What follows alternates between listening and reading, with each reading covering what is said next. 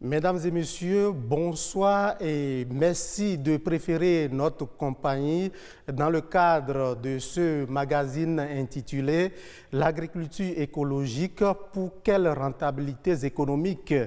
Nous avons sur ce plateau deux invités. Il s'agit de M. Mass Hangbe. Il est agroécologiste et il fait la promotion d'une ferme dans l'arrondissement de Paou, commune de Ouida. Bonsoir, Monsieur Mass Hangbe. Bonsoir, monsieur. Sur ce plateau également, Monsieur Madi Dizin, il est économiste et il est consultant en développement économique local et spécialiste des questions de l'entrepreneuriat et du secteur privé. Bonsoir, Monsieur Madi Dizin. Bonsoir, Monsieur Adiboulé. Première question pour vous, quelle définition peut-on avoir de l'agriculture écologique? Merci. L'agriculture écologique peut être définie comme une agriculture qui se pratique suivant des règles qui respectent l'environnement dans une perspective de développement durable, c'est-à-dire une agriculture où on fait moins d'usage des intrants chimiques, c'est-à-dire des produits phytosanitaires, des engrais classiques et conventionnels, et donc une agriculture qui vise quand même à avoir les mêmes résultats en termes de produits, de biens et services agricoles, et tout en préservant les ressources naturelles. Cela dit, Monsieur Mass Hangbe, est-ce que vous avez un mot à placer par rapport à cette définition? Oui, et comme définition simple, pour moi, l'agroécologie, c'est une forme d'agriculture qui se base sur les opportunités que nous offre la nature pour une production saine. Et j'allais vous demander, depuis quand vous gérez cette forme d'agriculture? J'ai commencé il y a de cela 5 ans. Ok. Oui. Ça avait commencé comment? Et au début, j'ai eu à travailler avec quelques producteurs qui étaient dans la production conventionnelle. Et chemin faisant, ils ont des planches destinées à leur propre consommation, ou sur ces planches, ils ne font pas de la production conventionnelle. Ils ne mettaient pas de l'engrais chimique. Et pour ça, je les ai interpellés pour savoir pourquoi ils ne mettent pas d'intrants chimiques sur ces planches. Et c'est de là qu'ils ont eu à m'expliquer que pour leur propre consommation, qu'ils ont choisi de consommer bio. Revenant sur votre expérience, oui. Dans votre ferme, quels sont les types de variétés de plants et d'arbres qu'on peut rencontrer? Et nous disposons de plusieurs types de variétés, que ce soit les légumes à racines, tels que les carottes, la betterave. Nous disposons aussi des légumes à feuilles, la grande morelle, l'amarante, les épinards, les différentes variétés de basilic. Nous disposons aussi des légumes à bulbes, les oignons, ainsi que les plantes médicinales telles que la thémisia, que ce soit la nuya ou la fla, que ce soit le quinquiliba, que ce soit le stevia, et beaucoup d'espèces aussi légumineuses telles que le soja mongo, l'haricot vert et autres. Je me tourne vers vous, Monsieur Madi Dizin. Quels sont les bienfaits qu'on peut tirer de l'agriculture écologique? Oui, vous savez, comme il a commencé à l'évoquer, il a parlé d'une production saine. Cela sous-entend que dans l'autre forme d'agriculture, peut-être que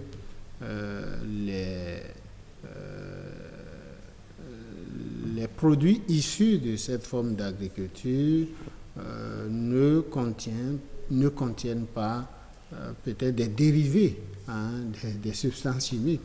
Et c'est bien possible, mais les bienfaits a priori, à vue d'œil, c'est que vous avez le fait que les sols ne s'approvissionnent, par exemple, pas vite. Okay. Donc, contrairement à l'autre forme d'agriculture qui fait usage de manière intensive des intrants, et donc on a la possibilité d'avoir des sols qui se détériorent, mais aussi des formes de ravageurs qui peuvent apparaître. Il y a plusieurs conséquences que la forme d'agriculture conventionnelle a l'impact négatif sur l'environnement qui est réduit à travers cette forme d'agriculture. Donc, on préserve et ça, on peut revenir sur ça pour énumérer de manière concrète quelques avantages. D'accord. Alors, est-ce que vous avez d'autres éléments d'appréciation par rapport aux bienfaits sus-évoqués par l'économiste, M. Mas-Henri? Et l'agroécologie, pour moi, c'est l'unique forme d'agriculture pouvant limiter les risques liés à l'intoxication alimentaire. Voilà. Quand vous faites allusion à l'intoxication alimentaire, est-ce que vous pouvez un peu revenir sur cette précision-là? Oui, et pour moi, la plupart des maladies aujourd'hui sont liées à l'alimentation. Et en temps normal, l'alimentation doit être notre médicament. Et l'alimentation est le premier médicament au monde. Donc, pour mieux se faire soigner, il faut manger de façon saine. C'est ça. Bon, en termes de rentabilité économique, est-ce que l'entrepreneur vit de l'agriculture écologique? Oui. Oui, pourquoi oui? La rentabilité de l'agroécologie dans l'immédiat n'est pas rentable. Mais sa rentabilité se mesure dans le temps.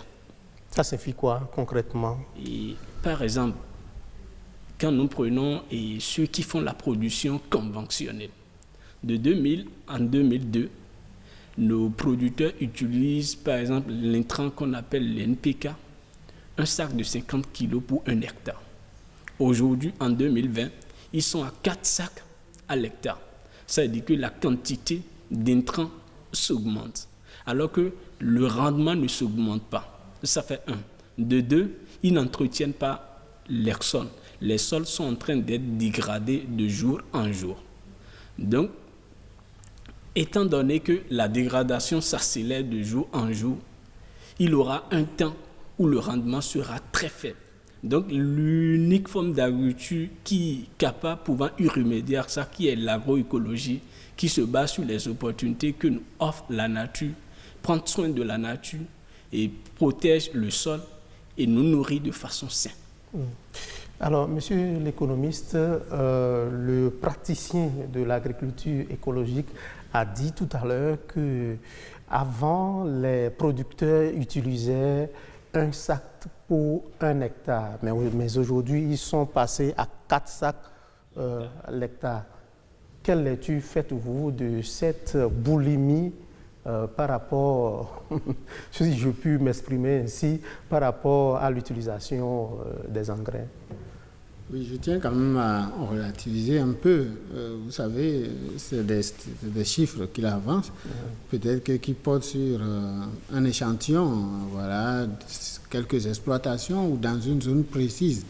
Mais la tendance générale, c'est bien possible que, puisque les agriculteurs, ce qu'ils pratiquent, c'est sur la base des recommandations de l'encadrement.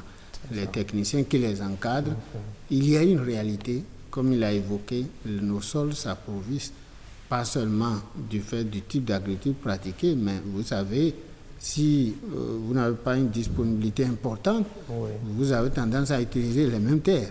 Voilà. Donc, sans oublier les effets des changements climatiques, il y a beaucoup de choses. Mais le fait que, ce qu'il a évoqué, que de plus en plus, ils sont obligés de recourir à une quantité plus importante d'intrants, d'engrais pour probablement avoir le même rendement. Cela veut dire que ils engrangent plus de ressources. Cela veut dire que ça va réduire leur marge d'exploitation. Voilà. Ça veut dire que les bénéfices qu'ils auront sur une surface donnée, vous avez doublé les charges liées aux engrais. Ça veut dire que votre marge se réduit à l'échelle de l'exploitation, donc c'est-à-dire de l'exploitation agricole. Et à l'échelle d'une entreprise et dans tout le pays, cela veut dire beaucoup de dépenses consacrées à l'acquisition des engrais pour peut-être le même résultat. Cela veut dire que nous pouvons courir le risque d'avoir des producteurs qui s'appauvrissent davantage. Donc, si on interprète ce scénario qu'il a évoqué. Oui. Alors, je reste avec vous, M. Magui Dizi. Quel est l'apport de cette agriculture à l'économie nationale? Autrement dit, qu'est-ce que le Bénin peut tirer de cette agriculture écologique? Oui, les avantages, vous savez, ça n'a pas commencé ici. Dans d'autres pays, comme d'habitude, hein, les concepts et tout viennent d'ailleurs. Mais les contextes dans lesquels ces concepts ont été promus, nous, on n'est pas encore arrivé à ça. Là-bas, en Europe, aux États-Unis, dans les pays occidentaux en général, c'était face à une agriculture industrielle intensive. Hein, vous voyez quelle alternative? Les réflexions ont commencé. Et donc, nous sommes encore, pour la plupart, à une agriculture, je ne veux pas dire de Moyen-Âge, mais on utilise encore des études rudimentaires. On n'a pas une agriculture industrielle au vrai sens du terme. Donc, nous avons nos écosystèmes qui sont fragiles. Donc, c'est important qu'on sensibilise les gens à utiliser des méthodes qui dégradent moins l'environnement. Le problème réside dans la capacité, puisque nous sommes dans un monde en compétition, où nos ressources, les ressources de nos pays, vous savez, notre économie est essentiellement agricole. La question c'est, est-ce qu'avec l'agriculture écologique, nous allons être compétitifs? C'est la question. Donc, nous exportons le coton, d'autres produits tropicaux. Est-ce qu'il faudra faire peut-être une étude pour voir est-ce que quand on va basculer tout dans le bio, l'agriculture écologique, est-ce qu'on aura les mêmes performances? Mais les exigences de la santé, comme il a évoqué, du développement durable, de préservation des ressources, de lutte contre les changements climatiques, exigent quand même qu'on revoie nos méthodes, mais dans un monde en compétition où les autres utilisent les méthodes conventionnelles, nous risquons d'être à la traîne. C'est la problématique qui se pose. Sinon, aujourd'hui, quel est l'apport de cette agriculture à l'économie nationale? Personnellement, je n'ai pas les statistiques, mais globalement, quand vous prenez les filières phares du pays, le coton, le biologique est marginal. Vous prenez l'ananas, il est marginal également, ainsi de suite, ainsi de suite. Donc, la pratique se développe, mais elle reste toujours marginale dans l'ensemble de la production au niveau national. Quand vous utilisez l'adjectif qualificatif marginal, vous faites allusion à quoi de façon pratique? En termes de pourcentage, la part de la production qui provient de biologique dans la production totale. Donc, c'est ce que nous constatons sur le terrain. Vous parcourez, par exemple, les zones de production de l'ananas, par exemple, vous allez voir, il y en a qui s'adonnent. Voilà, il y en a qui s'adonnent à la production de l'ananas biologique, mais ça reste dans une proportion qui ne dépasse pas probablement 10%. Les chiffres sont là, le coton également, ainsi de suite, ainsi de suite. Mais là où le problème qu'il a évoqué par l'intoxication alimentaire, là où le besoin se fait le plus sentir, c'est par exemple dans les cultures maraîchères, par exemple. Vous voyez, où directement nous consommons ces choses-là. Voilà. Et donc, ce n'est pas probablement le même enjeu également sur la question de l'ananas, par exemple, les fruits, parce que nous les consommons directement. Donc, on doit être soucieux de cette problématique de l'intoxication due à un bombardement massif avec des produits chimiques. Donc, cela a un coût. L'apport pour l'économie nationale aussi, c'est l'économie que nous allons faire sur les dépenses de la santé. Vous comprenez, c'est très important parce que plus nous avons de malades dus à des mauvaises pratiques, nous allons appauvrir nos ménages, mais aussi l'État doit dépenser pour assurer les soins de santé à la population. Donc l'enjeu est important, mais aujourd'hui, la pratique reste dans une proportion faible. Nous allons espérer que dans les années à venir, ça devienne une habitude et prenne le pas sur le conventionnel. Alors, je tourne vers vous, M. Massa Hangbe. Est-ce qu'on peut noter que les bons côtés de cette agriculture? Est-ce qu'il n'y a que le côté agréable, le côté convoité par vous, promoteurs de fermes? Et jusqu'à présent, personnellement, je n'ai pas encore eu à noter les inconvénients liés à l'agroécologie. Tout ce que je vois de façon concrète, c'est le côté positif. Et l'agroécologie, jusqu'à présent, je ne l'ai pas encore eu à faire la lecture quelque part à travers ces inconvénients. Là où ça semble intéressant, monsieur l'économiste, vous ne voyez aucun inconvénient à ça? Est-ce qu'il n'y a pas de revers, je veux dire? Non, on ne peut pas dire revers comme ça. Comme on le dit, on n'utilise pas des produits chimiques. On utilise des méthodes qui permettent de préserver l'environnement. Donc, à vue d'œil, c'est positif.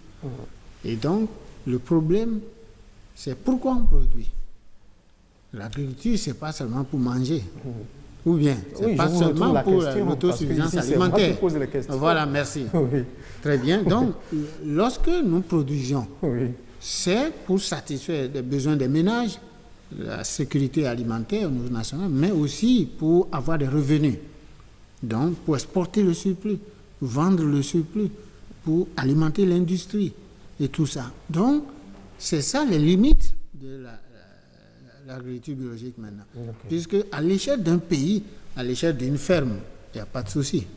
Mais en tant que pouvoir public, l'État qui a l'obligation de s'appuyer sur la production nationale pour, je ne sais pas, satisfaire à un certain nombre d'exigences, c'est-à-dire prélever des ressources, des impôts, sur des taxes de douane, sur l'exportation de tel, parce que l'industrie est alimentée par le secteur primaire, l'agriculture. Tout à fait. Donc, la capacité, la force de production, le rendement, la productivité probablement de l'agriculture écologique par rapport à l'agriculture conventionnelle n'est pas la même chose. Et donc, nous raisonnons volume, nous raisonnons des centaines de milliers de tonnes quand il s'agit du coton, des centaines de milliers de tonnes quand il s'agit de l'ananas. Et donc, comment on va atteindre ces objectifs avec ces méthodes-là? Peut-être que, en tout cas, quand on voit, même un peu partout dans le monde, elles restent toujours dans une proportion faible par rapport aux méthodes conventionnelles. Donc, nous avons des objectifs macroéconomiques à atteindre au niveau d'un pays, et donc, pour le moment, l'agroécologie n'est pas encore une alternative qui a montré qu'elle peut dépasser le conventionnel pour les objectifs macroéconomiques. Ça reste toujours au niveau micro, on essaie des choses parce que il s'agit de questions de volume. Il faut nourrir la population. Il faut exporter le surplus. Il faut produire la matière première pour l'industrie. Et donc, c'est toute la problématique qui est là. Donc, c'est les limites plus ou moins que je vois par rapport à ça. Parce que ici, vous avez, je prends tout simplement, je reviens au même cas, vous prenez l'ananas. Aujourd'hui, vous avez des unités de transformation, vous avez des fermes qui produisent. Le marché demande quoi? Notre marché national, nos populations.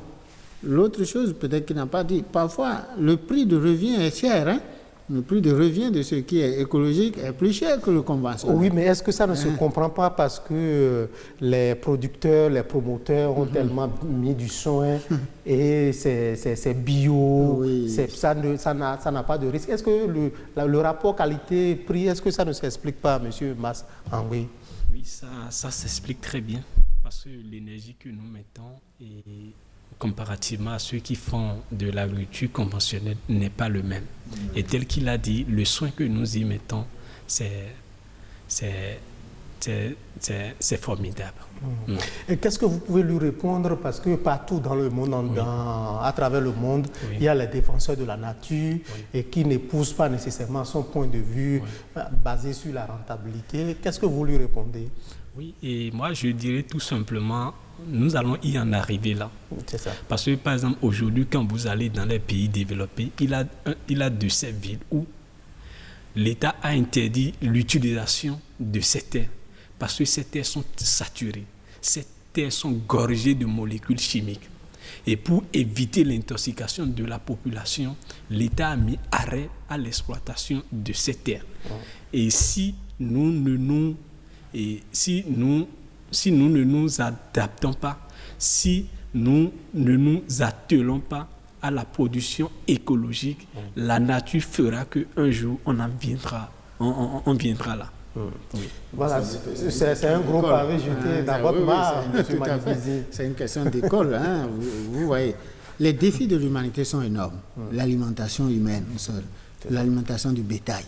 Vous comprenez, l'industrie. Comme je vous le dis, les défis sont énormes. Au point où nous portons des habits qui proviennent d'où? D'une industrie de filature, de choses. Le volume qu'il faut pour alimenter ces unités, l'agriculture écologique n'a pas encore fait ses preuves. J'ai dit bien, vous prenez les céréales pour nos pays, qui sont importants pour l'alimentation humaine, mais aussi le bétail. Nous avons besoin d'une production importante pour nourrir la planète. Ça, c'est le vrai défi. Dans le même temps, les terres ne sont pas extensibles dans certaines zones. Comment vous faites? Donc, ce n'est pas une équation facile, c'est un souhait. Qu'un jour, l'humanité en arrive là, que la nature elle-même nous contraint à ça. Donc, pour le moment, on doit trouver une équation assez nombreuse.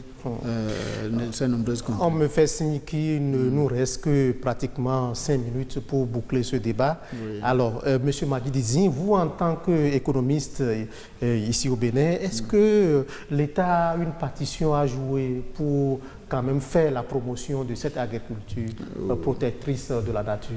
Tout à fait. L'État, dans son rôle régalien, d'abord la recherche, parce que pour y arriver, il faut des variétés, des semences, il y a beaucoup de choses.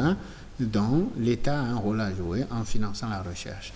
L'État a un rôle à jouer au niveau de la formation, parce que c'est la formation aussi. D'abord des agriculteurs et des promoteurs, c'est la formation dans les lycées, des universités, avant dans les champs. C'est l'accompagnement des ONG, l'accompagnement de ceux qui s'essaient à ça en termes de subventions, d'appui. Et donc, l'État a un rôle important à jouer. Et je pense sur ces plans-là, en termes de stratégie d'abord, de financement, d'appui à la recherche, de subventions, etc., etc. Vous avez un mot à placer par rapport au rôle de l'État. Qu'est-ce que l'État peut vous faire?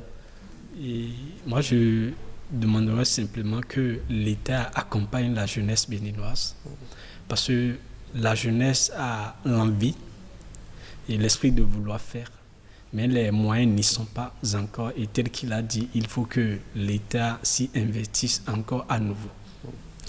Voilà votre mot de fin en 30 secondes. Oui, d'abord, c'est vous remercier pour l'intérêt pour la problématique. Et c'est important de sensibiliser davantage, surtout les populations de nos villes qui consomment beaucoup de produits frais.